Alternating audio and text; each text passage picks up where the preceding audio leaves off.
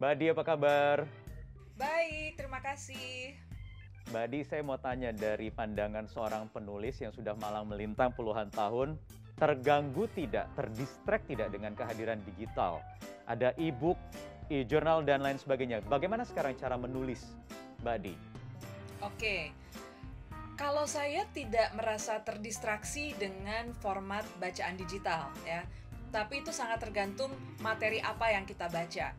Kalau itu adalah hanya sekadar pemindahan opsi membaca dari buku fisik ke buku digital, bagi saya justru itu sangat membantu karena kita tahu isu eh, penyimpanan, isu kemudian kertas dan sebagainya gitu ya, dan juga kalau buku konvensional itu kan bervolume, sementara kalau kita baca buku digital itu secara fisik jauh lebih praktis dan memang hanya sekedar penyesuaian dari baca kertas dengan baca di layar gitu ya. Tapi bagi saya itu bukan distraksi dan tidak mengubah cara menulis saya secara esensial gitu. Tapi memang kalau materi yang dibaca itu lebih seperti media sosial misalnya. Nah, itu memang jatuhnya agak beda ya. Itu bisa menjadi distraksi kalau kita tidak pandai-pandai membatasi diri dan tidak pandai-pandai membatasi waktu kapan kita mau mengizinkan diri kita terdistraksi gitu.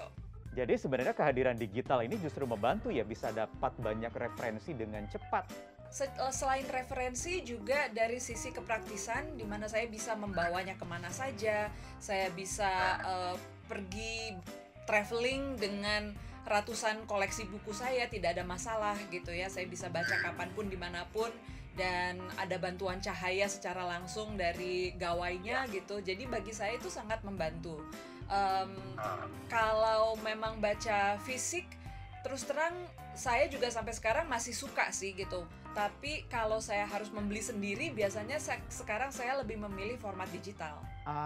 Jadi lebih sering mana nih, baca buku fisik atau digital? Kalau buku-buku dari luar negeri, buku impor, itu sudah pasti saya beralih ke digital. Kecuali kalau misalnya bukunya seperti buku resep gitu ya, yang memang banyak foto, atau buku-buku yang kita butuh uh, tampilan visualnya lebih jelas gitu dan lebih berwarna, itu biasanya saya tetap ke fisik. Tapi kalau misalnya untuk buku cerita, fiksi, non-fiksi yang memang saya butuhkan lebih kepada kontennya, informasinya, itu sekarang saya beralih ke digital.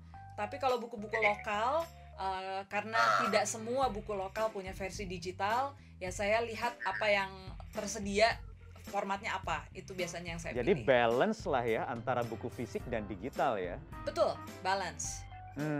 Mbak Di kan sekarang juga sebentar lagi kabarnya mau merilis buku ya.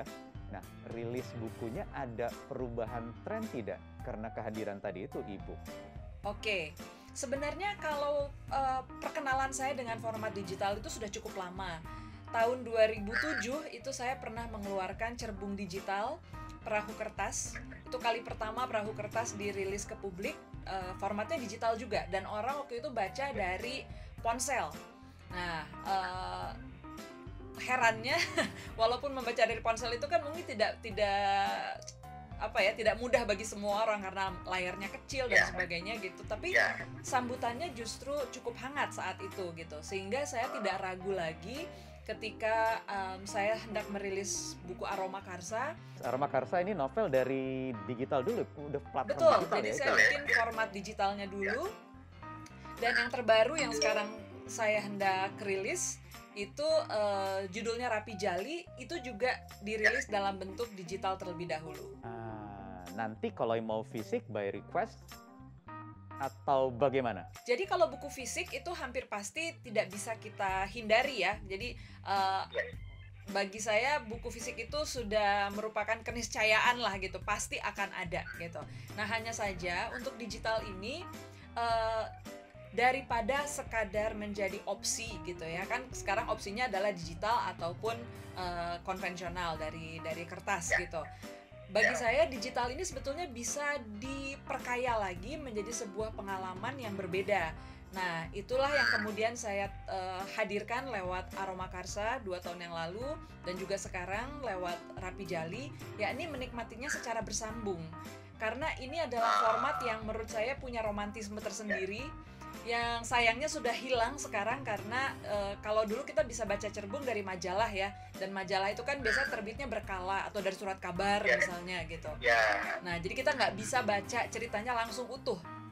Nah bagi saya ada sensasi tersendiri, betul, dari membaca cerbung itu. Nah itulah yang kemudian ingin saya coba hadirkan lagi lewat format cerbung digital gitu. Oke, terakhir Mbak Di, bagaimana seorang Di Lestari melihat masa depan buku, the future of books?